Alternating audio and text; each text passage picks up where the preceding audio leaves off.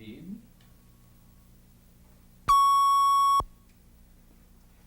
Mrs. Brigham, let's start out by, well, could you tell me your recollections of the 1929 inauguration? It was a very wet day. I remember the parade. We were sitting in a long, low building, kind of people all sitting in a row. And I must have gotten bored because I was changing from one lap to another, being not quite 3 years old. And there was one lap that was kind of fun. It wasn't very deep. The gentleman who owned it would let me sit up on his lap, and then he'd straighten out his legs, and I would slide down. My mother, I think, was a little horrified. It turned out later that it was William Howard Taft, and I think he was quite portly, shall we say, and didn't have a very deep lap. The other lap I seemed to like was a gentleman that was quite opposite in lap, but he had a chest full of medals, and those were fascinating. And I later learned that that was General Pershing. And I guess I wasn't that interested in what was going on outside the building. I'd gotten bored with that, so that the laps were more entertaining. Do you remember seeing your grandfather during this time? During the inauguration? No. I just remember that little vignette. Here's a question about your grandfather as Secretary of Commerce. In your opinion, was he a good Secretary of Commerce? I don't know. I think that that was really almost before my time. I think commerce was just starting business, and big business was just starting to really become a very viable thing. And I'm quite sure that with his organization capabilities, he brought some order out of chaos that might have been ensuing. But I'm not a business person, so I don't know that part of the history.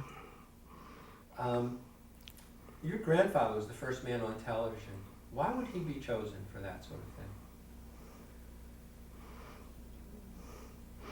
I suppose because I don't know when the first television was. When was that? 1927. 27.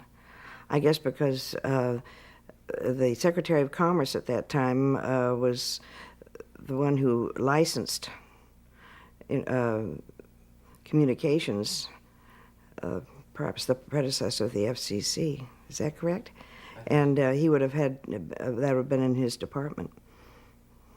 Can you give me your, just tell me what your grandfather was like as a person? That's a tall order.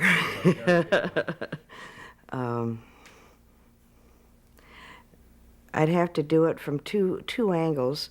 One as a small child and growing up as a person and as a family member.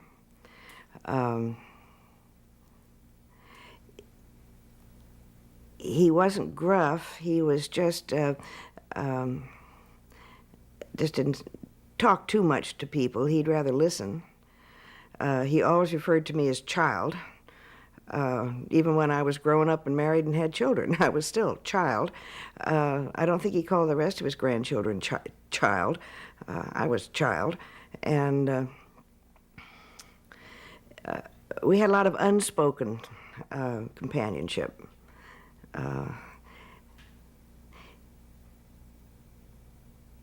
He loved to go on walks in the morning. He always took a brisk walk before breakfast. And I used to love to go along when we were out in California or east. And he didn't talk, I didn't talk with him very much. It was just nice to being together.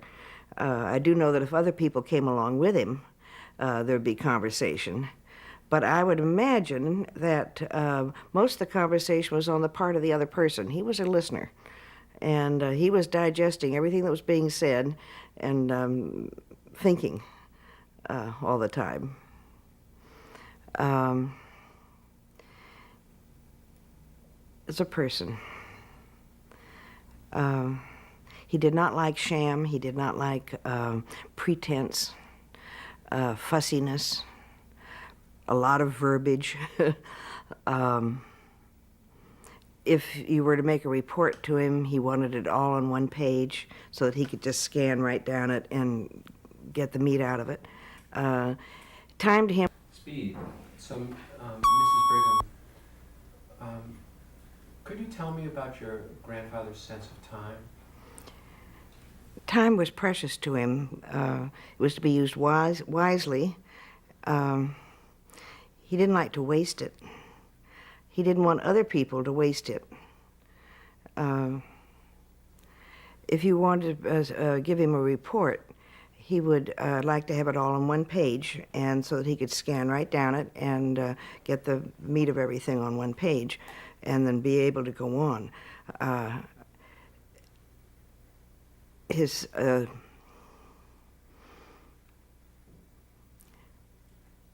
Well, let me come at you with another question. He didn't sleep much, did he? He didn't seem to need it.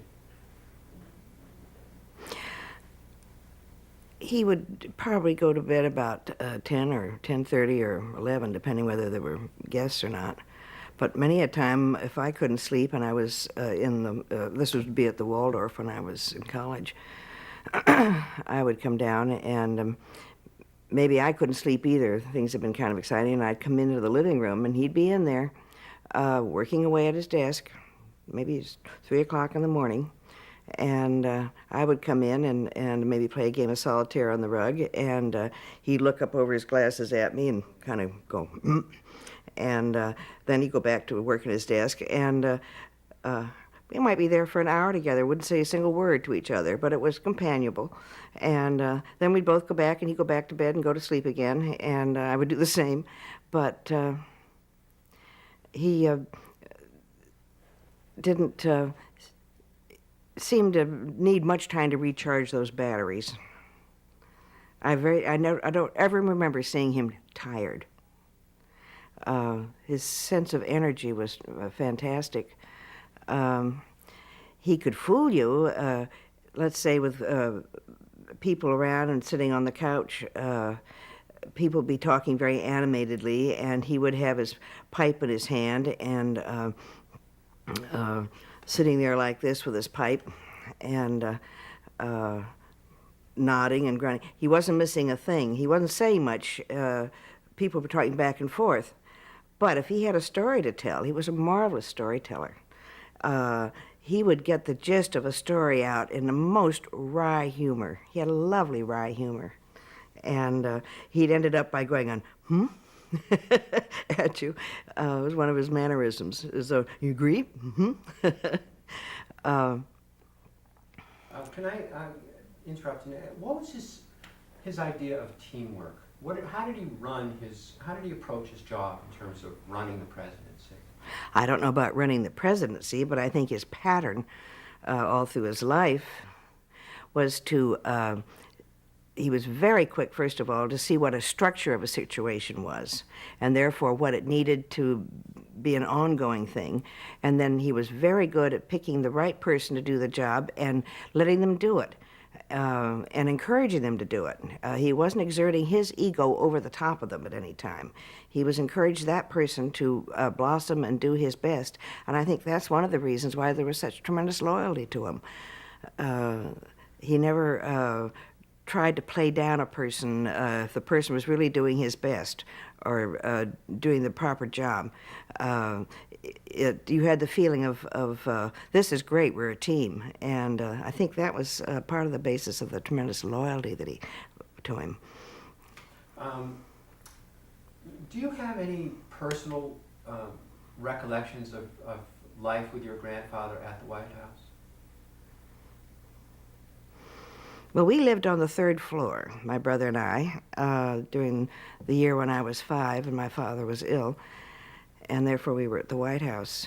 We lived up on the 3rd floor. Now, that isn't even the family quarters. That's way up high. And so that we were incorporated into the family doings at convenient times. We didn't know that whether they were convenient or not. They seemed to work out all right. In the afternoon, late afternoon, Costa Boris, Granddaddy's valet, would come find me, and we would walk over to the office and wait in the cabinet room. And sometimes it would be a little longer than Boris had estimated that Granddaddy would be through, and so Boris would get underneath the table and pretend he was a bear roaring, just to amuse me, keep me from making too much noise or getting in the way. And then when Granddaddy came out, he and I would walk back over to the family quarters together. And You were often used in a way to...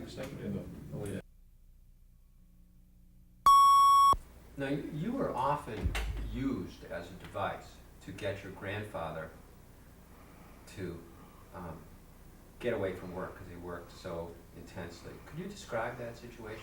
Well, I'm afraid I wasn't aware that I was being used. I wasn't aware of that at all. Yeah.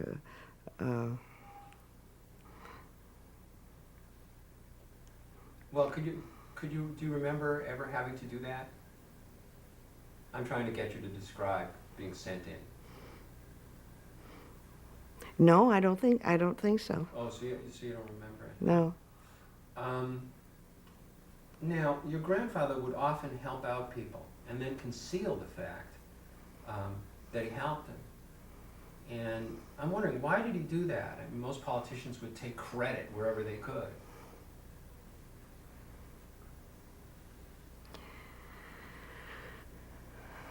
My grandmother was the same way. You know, they evolved out of the Victorian times when anyone who had some things and they were easy, and there were those that were in want. It was the quiet, nice thing to do. And the ego did not play a part in it. I think they speak of don't hide your light under a bushel, but at the same time, you don't want to go out and let the world know that you are being righteous.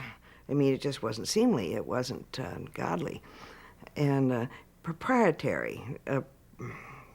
Well, maybe we could start that again. Yeah. They would often give help and not take any credit for it. Why?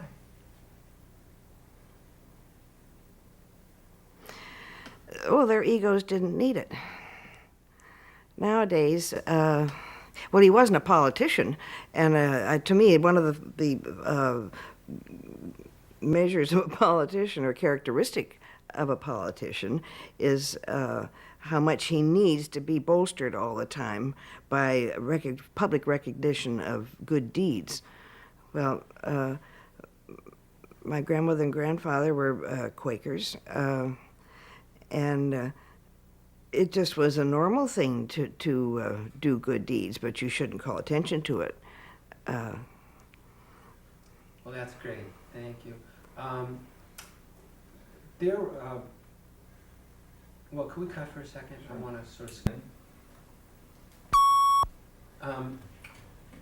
could you describe your grandfather's work ethic, what he believed about work?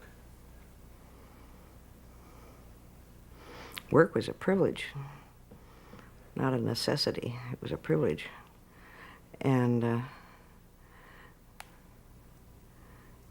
you're asking these questions, you know, from a different angle than when we got before. I'm not rolling right. Okay, let's start for a second. Your grandfather didn't fit very well with the old guard Republican Party. Why was that? Well, the old guard Republican Party, I think, and I wasn't really much aware of those things, was made money. Money was already there. It was power, and personal ego. But that wasn't his approach to things. His approach to life was there's so many things that need to be done, and there should be doing, not sitting. And I don't think his mind ever stopped working.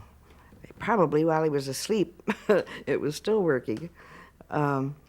Because he'd get up in the middle of the night, you know, and come in and write down his thoughts and then go back to bed again. He was incredible that way.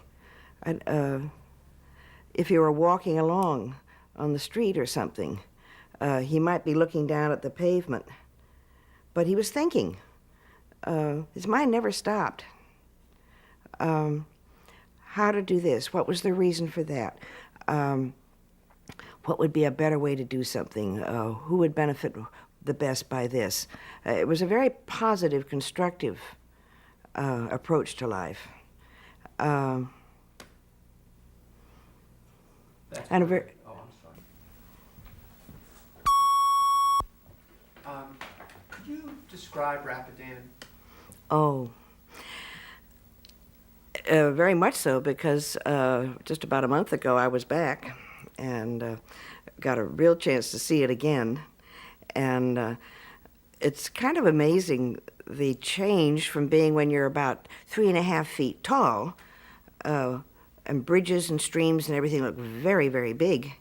And then you go back as a grown-up, and everything's all in different proportions. But it was lovely. I caught my first fish there in the pool outside the president's cabin. And my grandfather was instructing me how to fish. I was about 5 years old at that time. And I was just heartbroken because he took the fish and he put it back in again. It was his favorite big trout out of the pool there. And so I do remember that. I'm just being absolutely dumbfounded that I couldn't keep. Everyone else got to keep their fish and pan fry them and have, you know, it was a big occasion. But mine just got taken off real quick and put back in again. And I was heartbroken. The other thing I remember was the first time I rode a horse. And my grandmother and grandfather had come back from a ride, and they were had been accompanied by Marines, and you don't think of Marines being on horseback, but the Marines were responsible for the general being of the camp. And there was a very handsome, I understand he was a lieutenant, on a horse, and they lifted me up just to have a little ride, you know. I didn't want to get down. I thought that was the greatest thing that had ever happened, and I've been horse crazy ever since. Now, pictures with your grandfather. He's dressed in a suit, in a coat and a tie. Why did he dress like that, even when he was fishing? Well, you've got to remember, they came up out of the Victorian era of dress and propriety of dress, and you never saw any gentleman in anything but coat and tie. They played tennis in a shirt and tie, you know, and very properly. The ladies were always very well dressed. There was even the medicine ball, what they call Hoover Ball, they played on the White House lawn. The cabinet all played this for half an hour, real rough work, hard work in full dress. It's a wonder to me, because if you know what medicine ball is, it's kind of rough. You can fall down and catching this 6-pound ball and throwing it back again. And I understand there's film footage of this. I imagine it must be hysterical, because here were these very proper gentlemen, all dressed appropriately to any occasion, playing. It's much more difficult than volleyball, or the ball is much heavier, and it's a rugged sport. And it's a wonder they weren't covered with. Stop you there, because there's a plane I can. Now, can you tell me why did your grandfather play medicine? Dr. Joel Boone was the White House physician, and he felt that the president's life is usually very sedentary, except for walking, and he felt that everybody needed some good exercise, but they couldn't take too much time. They couldn't afford too much time. So he devised this game that utilized a 6-pound medicine ball, which is leather covered and about the size of a volleyball. And he devised this game that they could play for hard for a half an hour, 7:30 in the morning every morning, weather permitting, and that would use all of the body, and it really does. Recently, I know Senator Hatfield has gotten together a team that plays medicine ball. It's Hoover ball, as they're calling it. There's in August out at West Branch, they always have a tournament. And more and more teams. We have one now. My youngest son is getting together some buddies of his. He's going to foster Hoover Ball. And I tell you, we set it up out in the backfield here, and it was hysterical. The girls can serve from midcourt, but the men have to serve from the base of the court, backcourt. And thanks. I'm going to interrupt you there.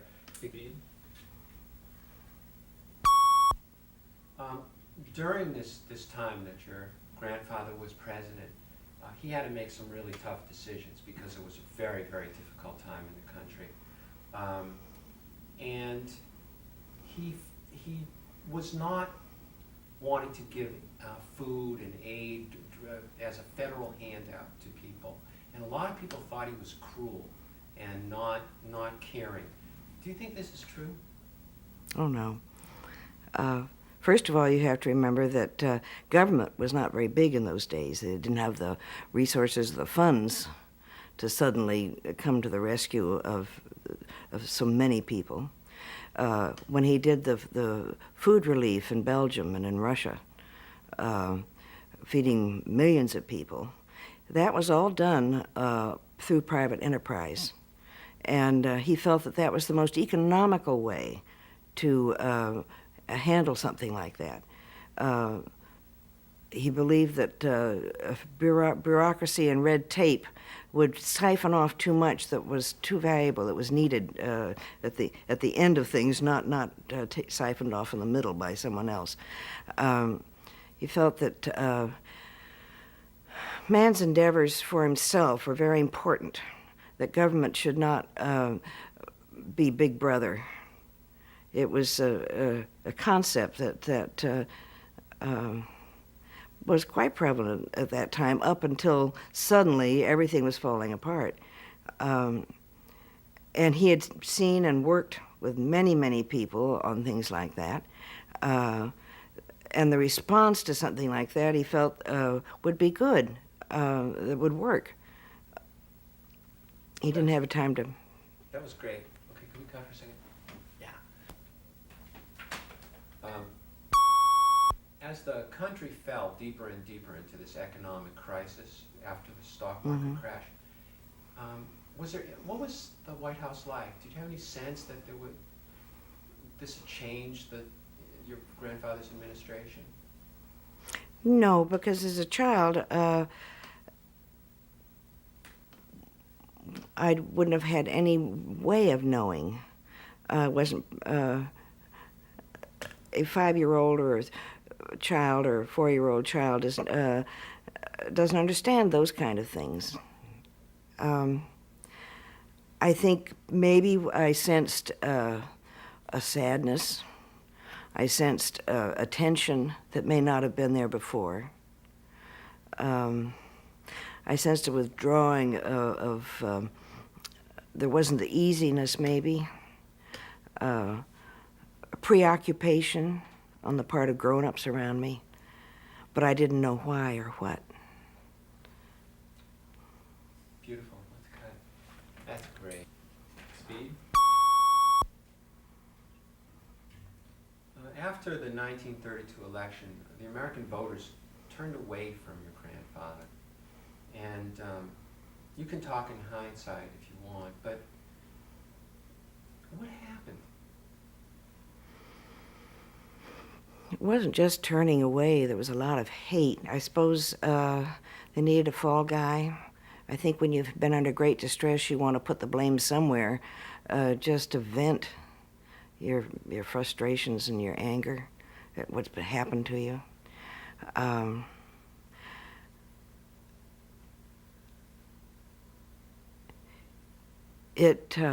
think it stunned him. he went to New York after Roosevelt's inauguration, hoping that maybe from there he'd be handy enough to be able to assist in anything that might be able to do. I don't remember that part because I was already out in California. I do remember going up to Palo Alto, to the house on the hill, as we called it. And I think really for the first time I was aware that he wasn't the bustling, busy, ongoing person that he'd been. He was very withdrawn. He would spend hours sitting playing double Canfield, and I got to help. If I spotted a card he missed, I got to help. Again, we didn't talk much. There was nothing to say, but it was companionable feeling. Then things started to pick up. People started coming, seeing him, and suddenly there were now people for breakfast, which had always been a sign that things were rolling. There were always guests for breakfast, lunch, and dinner. The house was always busy with people coming and going. And the temple picked up. And you would have to look elsewhere in talking with others to find out what those factors were. But as a child, you had the feeling that things were picking up. The aftermath of the hate has lingered on for 20 or 30 years. And as family members, we could sense it. It was spread quite broadly across the family.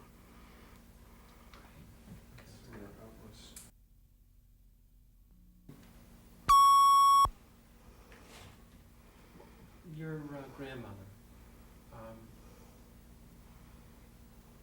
she seemed to be an incredible woman. Can you give me your impressions of her during those years?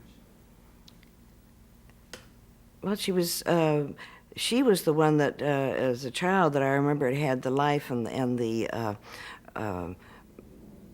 vivacity. Well, it's specific. Wait a minute. Oh, When it comes back, it's certainly.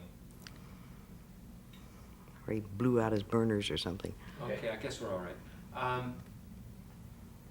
Lou Henry, I'm sorry, your grandmother tried to help him. How? The role of First Lady is a very, very difficult one. In some cases, the First Lady has been very much in the background. In other cases, they've had a flag or a banner to carry. My grandmother's interest was, of course, principally, I think, the Girl Scouts. She loved the out of doors. She loved nature. As a young lady, she'd been quite a young girl. She'd been quite a tomboy. She had no brothers. She had a sister, and her father used to take her on long hikes and pack trips and things like that. She was very much of an outdoor person. She'd lived all over the world with my grandfather.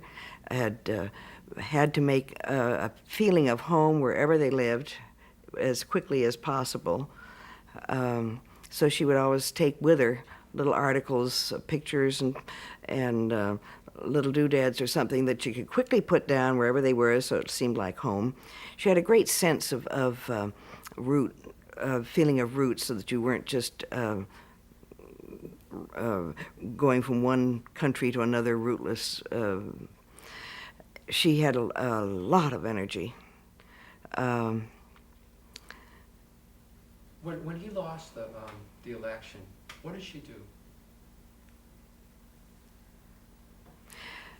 Well, they still had the house at S Street in Washington, and she had to close that up, I think, finally.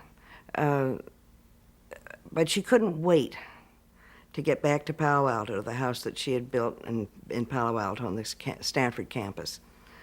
And I think that she really finally felt at home. That was home. She'd been trying all their lives to have home, and now that was really their home. She was finally having a chance to be home. And I think she was delighted He was at 6s and 7s, but she was delighted. Of course, she could sense all that was going on. You've got to remember that she was a mining engineer, too. One of the first women mining engineers. She was a very well-educated person. She and my grandfather together had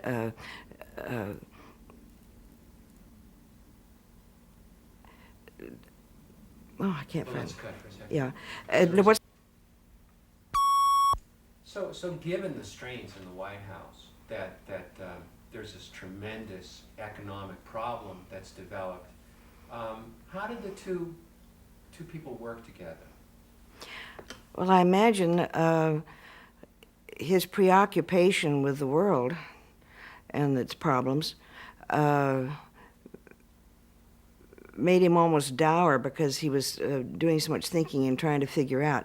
Her role was to keep things moving, to keep a sense of reality, a sense of beauty, and practical. She was one of the, I think I'm correct in that she was the first lady to invite a member of the black races to the White House. That's true. She was well, nowadays I would say she was the original woman's lib. She did not feel any constraints that she was any less than anybody else. She'd never put anybody down, but she was a very fully developed human being. No, neither of them would put anybody down, would they? No, I don't think so. Why? It wasn't Christian. Sorry, we have an earphone. Okay. What was your philosophy? What was your grandfather's philosophy about giving aid to people? It was a Christian philosophy. You know, he read the Bible, knew the Bible thoroughly. It was something that he didn't make any show of reading or quoting or anything. You'll find it all through his work, his Four Horsemen of the Apocalypse. He'll use biblical references. They always seem never as though they've been brought in by their toenails to make a point. They seem to fall naturally because his beliefs were very Christian. So they just would come automatically. Now, he believed what about people in terms of how they Right. should conduct their lives and that they shouldn't be asking for a handout. What did he believe people should do? The Quakers, you know, believe there is that of God in every man. And therefore, it doesn't matter how little or how great you are, there's that of God in every man, and it should be revered. And that's all behind giving aid and helping and loving. And you don't do it by making a big show.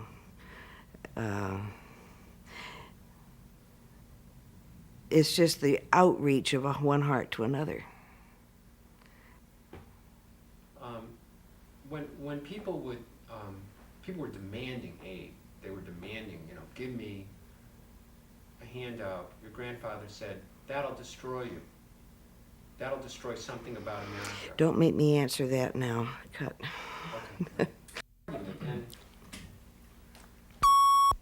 so, what was his philosophy about that aid, about people self-reliance?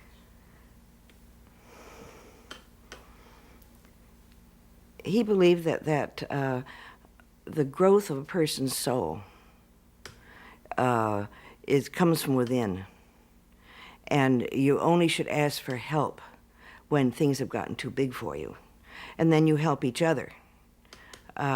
Just like the old communities, they took care of their own. Even today, the Amish take care of their own. It's only when things get of such a cataclysmic proportion that then you have to go to the next entity outside of yourself for help. But he felt that the soul's growth depended on your self-reliance and pride in your self-reliance. And once you start giving up and asking aid from someone else, you've given up the fight. You've given up the reason to live. Beautiful. Okay. Okay, well, I'm done with this, this filming part.